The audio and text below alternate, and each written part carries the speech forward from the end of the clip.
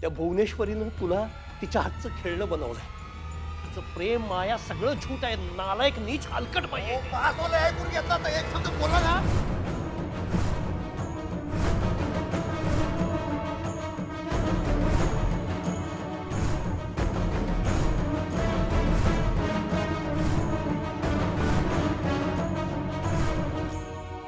अधिपती थांब.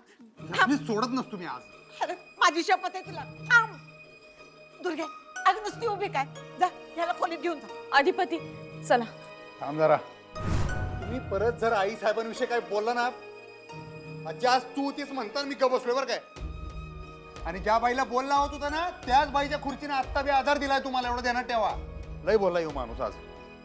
त्या पुढे जर आई साहेबांविषयी चकार शब्द ह्यांनी काढला ना, तर डायरेक्ट येऊ माणूस ढगात दिसेल. ढगात घालव ना. अधिपती यार काय करतोयस तू?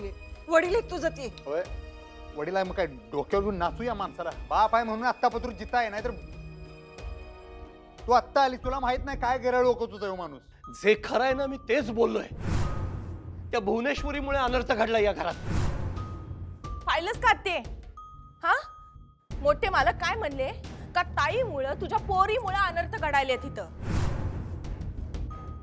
आता तरी डोळे उघड ग, नाहीतर कर अजून त्यांची सेवा कर. दुर्गे गप की. तुला मध्ये बोलण्याचा काय संबंध नाही आहे. घरचे मालक आहेत ते. त्यांनी जर का ठरवलं नव, तू ज्या घरात उभी राहून तोंड उचकटतेस नव, त्या घराच्या बाहेर जाऊन भीक मागावं लागेल तुला. हा बोल आते, तू बी मलाच बोल. तुझ्या भल्याचं सांगायला तर तू बी माझ्यावरच पलटी मार. काय ग दुर्गे, आयुष्यात कुणाचं भलं केलंच का ग तू? हा भांडण मिटवायचं सोडून आगीत तेल बघतीयस वय ग. वा वा ते वा, मी आगीत तेल वतायल्या. खरं बोललं का नाही का असंच होतं या घरात. मग काय राहतेस इथं? तुला कुणी आवतन दिलेलं नाही आहे? वा रे वा देवा, चांगला आहे तुझा न्याय, चांगला आहे. ज्यांनी हे घर सांभाळलं त्यासनी त्या घराबाहेर जावं लागणार आहे काय? ए बाई थंड घे. हे एवढं खरं बोललीस. चुकून का असे ना खरं बोललीस. हे काय ज्याने हे घर सांभाळलं ना, त्याला घराच्या बाहेर जायला लागलं. जसं अक्षराला घराच्या बाहेर जायला लागलं. ती तिच्या गुणानं बाहेर गेली. त्या बजाला आणलं होतं ना व ताईच्या विरोधात बोलाय, आणि काय झालं? स्वतःच्या तोंडावर आपटली ना व ती मास्तरीन. पडली नाही ग, पाडलं तुझ्या ताईनं कारस्थान करून. मला नक्की खात्री आहे या सगळ्याच्या मागे ती भुवनेश्वरीच आहे. तिनं एकतर दहशतीनं किंवा पैसे चारून त्या बजाला फिरवलं अक्षराविरुद्ध. तुम्हाला आई साहेब म्हणजे काय दहशतवादी वाटल्या काय? दहशतवादीच आहे ती. अरे फक्त गोळ्या घालणारे दहशतवादी नसतात. ज्यांना दुसऱ्याचं सुख बघवत नाही ना, जे दुसऱ्याच्या जीवावर उठतात, ते सुद्धा दहशतवादीच असतात. जावई बापू, तुम्ही तरी शांत राहा की. कशा पाहिजे उगाच शब्दाला शब्द वाढवतायस ना. तू जावे बापू म्हणू नका त्यांना, तेवढी लायकी नाही त्यांची. कशाला म्हणतेस? मोड सवय ती आता. दुर्गे, एकदा सांगितलेलं कळत नाही होय तुला? तोंडाला कुलूप लाव की. मी का तोंडाला कुलूप लावू? मोठे मालक माझ्या ताईला काय काय बोलतायत आणि ते मी ऐकून घेऊ? मी गप्पा बसू? ते म्या नाही का तुझ्यासारखी? जे कोण माझ्या ताईच्या विरोधात बोलेल का नाही, त्यासनी म्या बी बोलणार. तुझ्या ताईला चालल ये. मोठ्या मालकासनी कुणी काय बोललं तर भुवी जीभ हसवून द्यायला हातात. ठाव आहे ना तुला? वय ठाव आहे की. मग तू यासनी बी सांग की. पण माझ्या ताईला काय बी बोलायचं नाही. हे बघ, त्यांचं ते बघून घेतील काय करायचं ते. तू न ग मध्ये पडूस. मोठे मालक माझ्या ताईला बोलतात, ती मास्तरीन माझ्या ताईला बोलत्या, आणि आपण काय करायचं? सहन करायचं, काय बी बोलायचं नाही. माहिती का नाही? तू मोठ्या मालकासनी जावई बापू म्हणतीस ना, मग मास्तरीन जेव्हा माझ्या ताईला बोल बोल बोलली तेव्हा तुम्ही गप्प राहा म्हणून का नाही सांगितलं हो मास्तरणीला? मोठे मालक, तुम्ही सासरे म्हणून मास्तरणीला का नाही गप्प केलं? अहो का माझ्या ताईच्या वाईटावर राहिला? ही तुझी ताई माझी कुणीही लागत नाही. मी का बोलेन तिच्या बाजूनं? ज्या बाईनं माझं आयुष्य उद्ध्वस्त केलं, मी तिच्या बाजूनं बोलू? तू लाचार असशील, मी लाचार नाहीये. ही तुझी ताई म्हणजे अजगर आहे, अजगर. माझ्या अख्ख्या घराला गिळून गप्प पडून राहिली ती. पण लक्षात ठेव, एक दिवस मी तिची झोप उडवणार म्हणजे उडवणार. हो, बंद करा, बडबड बंद करा. सगळ्या गोष्टीचं मूळ तुम्ही यायचा. तुमच्यामुळं या घरची शांतता नाहीशी झालेली आहे. त्या लग्नाच्या दिवशी मी तुम्हाला हातापाया पडून सांगत होतो, आई साहेबांचा स्वीकार करा, स्वीकार करा. तिथं तुम्ही ऐकून घेतलं नाही, तिथं भांडणं काढली, राडा केला. हा, आई साहेबांसमोर राडा केला तुम्ही. म्हणताना मास्तरीण बाई घर सोडून गेल्या. आमच्यामुळे नाही, तुमच्यामुळे त्या घर सोडून गेल्या, तेवढं लक्षात ठेवा.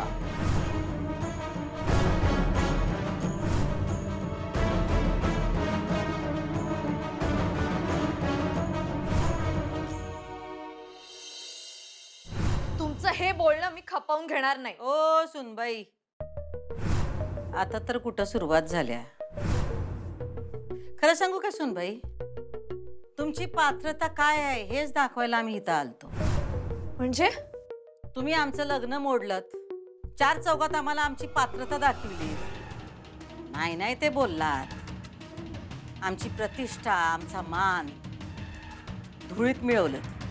पण खरं सांगू काय, त्यानं आम्हाला काय बी फरक पडणार नाही. कारण भुवनेश्वरीने हे साम्राज्य का नाही एका रात्रीत उभं केलेलं नाही, एक एक ईट रचून उभं केलेलं आहे. तुमच्या या बोलण्यानं पत्त्याच्या बंगल्यावानी काही ते कोलमडणार नाही. पण तरी बी तुम्ही एवढ्या सगळ्या लोकांसमोर आमच्या स्वप्नांवर पाणी ओतलं. एवढी वर्ष आम्ही ज्याच्यासाठी जगलो, तुम्ही त्यालाच अगदी दिलात. आणि आता आम्ही जरा कुठं तुमच्या आई बाबा पुढं काहीतरी बोललो, मिरची लागली होय तुम्हाला. थोडा विचार करा की तेव्हा आम्हाला कसं वाटलं असेल. मी जे सत्य होतं तेच सांगितलं मॅडम. खोटेपणा करून तुम्ही लग्नाचा घाट घातला होता. मी सत्य आणलं सगळ्यांसमोर. हो, सत्याची टिमकी वाजवू नका. जरा एकदा आमच्या जागी राहून विचार करा.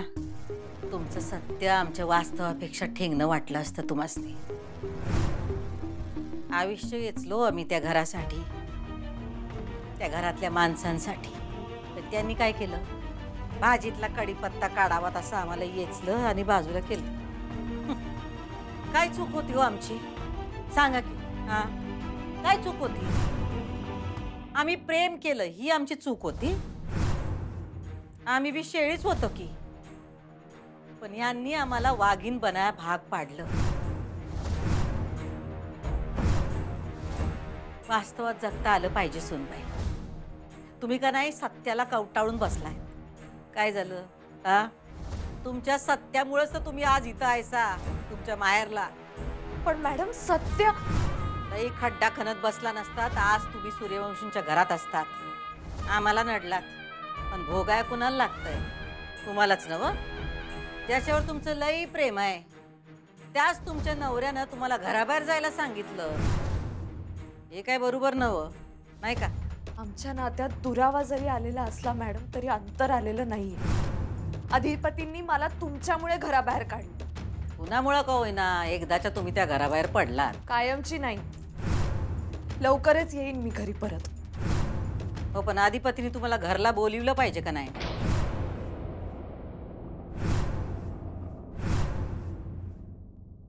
समजलं ना? मास्तरीणबाई जे काय घर सोडून गेल्यात त्यात तुमच्यामुळं गेलेल्या आहेत. मगापासून ऐकून घेतोय म्हणून लई बोलू नका. आमच्या आई साहेबांचा स्वीकार, बरं हे राहू दे, ह्याच्या आधीच जर स्वीकार केला असता या घरावरच ही परिस्थिती आली नसती हो. आणि इथं फुशार काय मारताय, काय वाटेल ते. अजय, तुला माहिती आहे का मगाशी काय बोलत होते? मला म्हणत होते मी जे अंथरुणाला खेळलो होतो त्याला जबाबदार भुवनेश्वरी होती म्हणे. हा, आमच्या आई साहेब. तू सांग जरा ह्यासनी. अधिपती जाऊ जाऊ दे ना ते आता. नाही सांग की तू. अरे ते म्हणजे जाऊ दे, तू तरी काय बोलणार म्हणा. या माणसाला चाडच नाही, उलट्या काळजाचा माणूस आहे. तुमच्यामुळे अवदसा येत्या घरात. बरोबर आहे तुझं. ती भुवनेश्वरी नावाची अवदसा मीच आणली ना या घरात. आणि कशासाठी, कुणासाठी आणली? तुझ्यासाठीच ना. तुलाच पहिल्यांदा दिसली ना रस्त्यावरती भिकारी बाई, चारुलता सारखी दिसणारी. आई आई म्हणून तू मिठी मारलीस ना तिला पहिल्यांदा. तुला दोष देत नाही, मी लहान होत असतो त्यावेळेला. पण मोठा झाल्यावरती कळलं ना तुला की ती तुझी सख्खी आई नाही आहे, खरी आई नाही आहे. मग का दूर केलं नाहीस तिला? आई म्हणजे आई असते हो, चारवा सूर्यवंशी. खरं खोटं असं काय नसतं त्याच्यात. जी माया लावत्या, खरं प्रेम करते ना, आयुष्यात जी उभं करते ना आपल्याला, ती आई असते. तुम्ही बी आजीला आई म्हणता ना व? काढशील काय आजीला घराबाहेर? मी आईनं घराबाहेर काढीन का? कशासाठी? अरे काही संबंध नसताना त्या बाईनं माझ्यासाठी एवढं केलंय. चांगल्या मनाची बाई आहे ती. काही वेळेला चांगल्या माणसांच्या पोटी वाईट माणसं जन्म घेतात ना, तसं झालंय. त्या भुवनेश्वरीनं या बाईसारख्या चांगल्या बाईच्या पोटी जन्म घेतलाय. आमच्या आईसाहेब वाईट नाही तो, तर तुमच्यामुळे वाईट ठरल्या. कवा तर मान्य करा ही गोष्ट. आमच्या आईसाहेब नव, ह्या सगळ्या परिस्थितीचं मूळ तुम्ही आहे सा. हे सगळं ना त्या भुवनेश्वरीनं तुझ्या मनात माझ्या विरुद्ध पेरलेलं विष आहे जे ओकतोयस तू. कधीतरी बाप म्हणून माझी तळमळ कळली तुला? कधीतरी समजून घ्यायचा प्रयत्न केलास? तुला आता कळणार नाहीये बाप काय असतो ते. जेव्हा स्वतः बाप होशील ना तेव्हा कळेल. बाप काय असतो ते तुम्ही मला सांगू नका.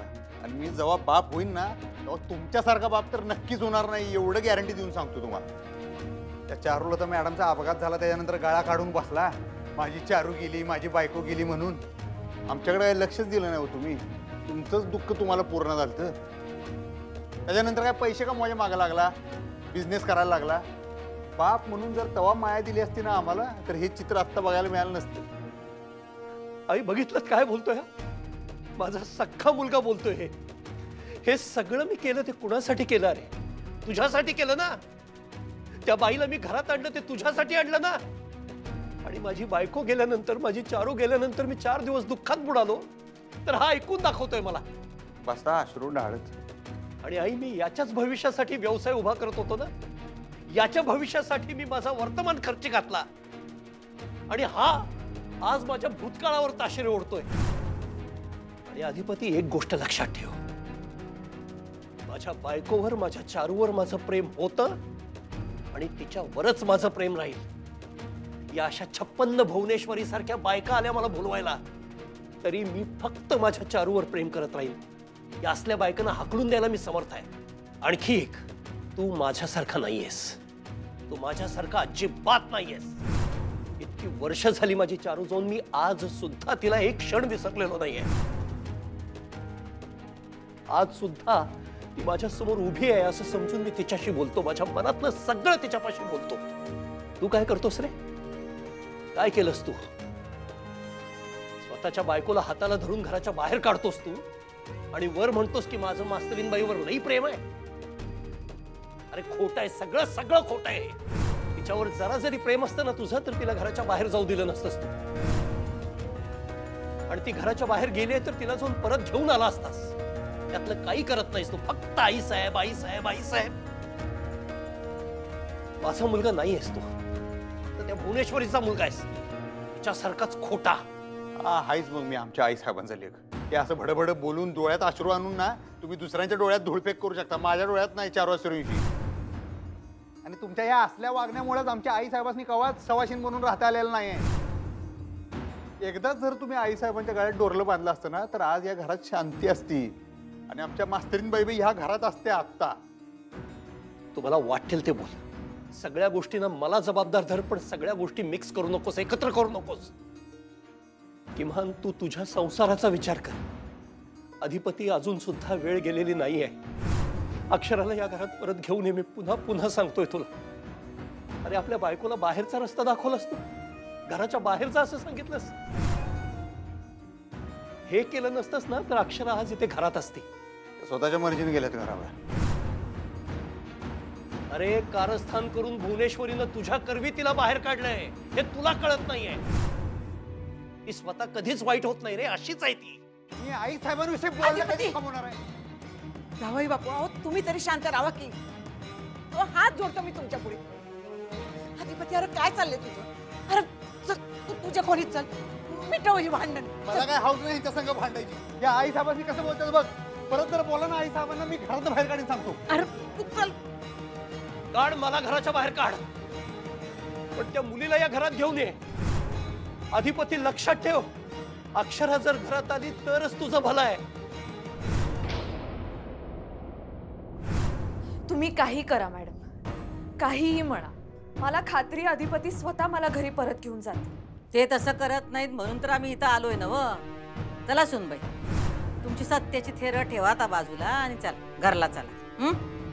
तुम्ही अधिपतींची बायको आहेसा, सूर्यवंशींची सूनबाई आहेसा. चला चला घरला चला. मॅडम बंद करा हा दिखावा करणं. अरे तुम्हाला काय वाटतं मला माहित नाहीये? अधिपतींसाठी तुम्ही हा सगळा दिखावा करता. तुम्हाला जे समजायचं ते समजावो, पण आम्ही जे काय करतो का नाही ते अधिपतींच्या सुखासाठी करतो. ते असली त्रास झालेला आम्हाला नाही चालत. आधी त्रास द्यायचा आणि मग म्हणायचं त्यांना त्रास झालेला आम्हाला चालत नाही. आम्ही अधिपतींना त्रास कवाच देत नाही. मग आता काय करताय? त्यांचं ज्यांच्यावर जीवापाड प्रेम आहे त्या बायकोला तुम्ही घराबाहेर काढलं आणि तुम्हाला असं वाटतं त्यांना त्रास होत नसेल? खरंच असं वाटतं तुम्हाला? मॅडम एक दिवस येईल जेव्हा अधिपतींना कळेल की तुम्ही किती खोट्या आहात आणि तो दिवस मी आणेन. मी तुमचा खरा चेहरा सगळ्यांसमोर आणेन. अहो हा प्रयत्न तुम्ही किती वेळा केला आणि किती वेळा तोंडावर पडलायसा हे काय आम्ही तुम्हाला सांगायची गरज नाही. जाऊ द्या जाऊ द्या. हा आमचा चेहरा समोर आणण्याचा प्रयत्न जाऊ द्या बाजूला. तुम्ही तुमचं काय ते बघा.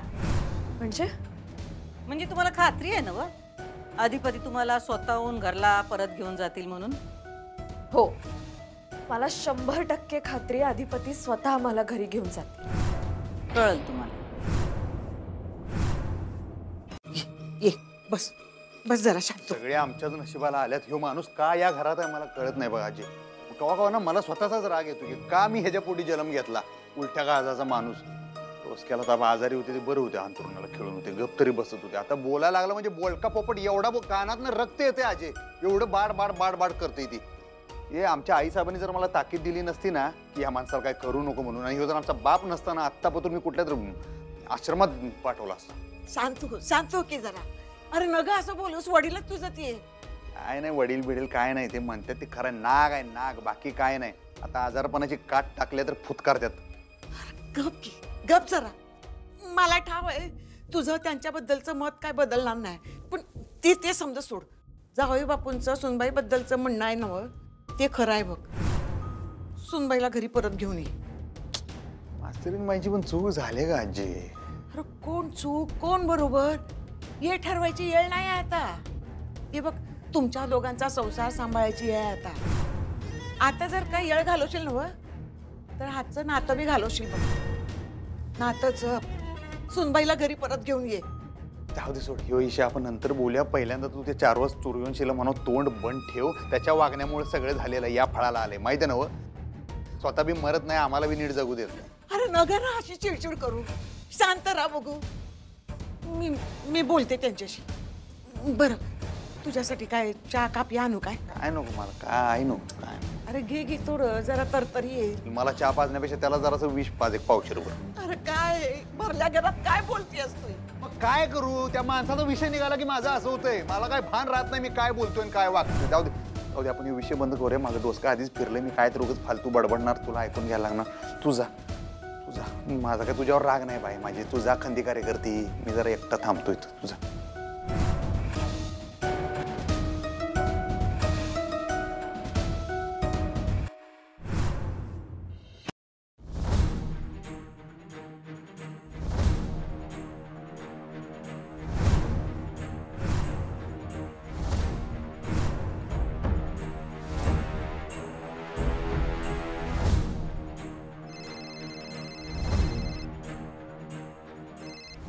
आई साहेब कुणीकडे आहे तुम्ही?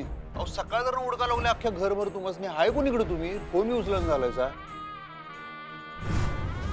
तुम्ही घरात नसला की माझा जीव घाबरवतोय, तुम्हाला माहिती आहे का नाही? हो अधिपती, आम्ही जरा सकाळ धरणं बाहेर पडलो. आम्ही विचार केला काम झाल्यानंतरच तुम्हाला सांगायचं काय कुठं गेलो होतं ते. कसलं काम? सुनबाईंना घरला परत आणण्याचं काम.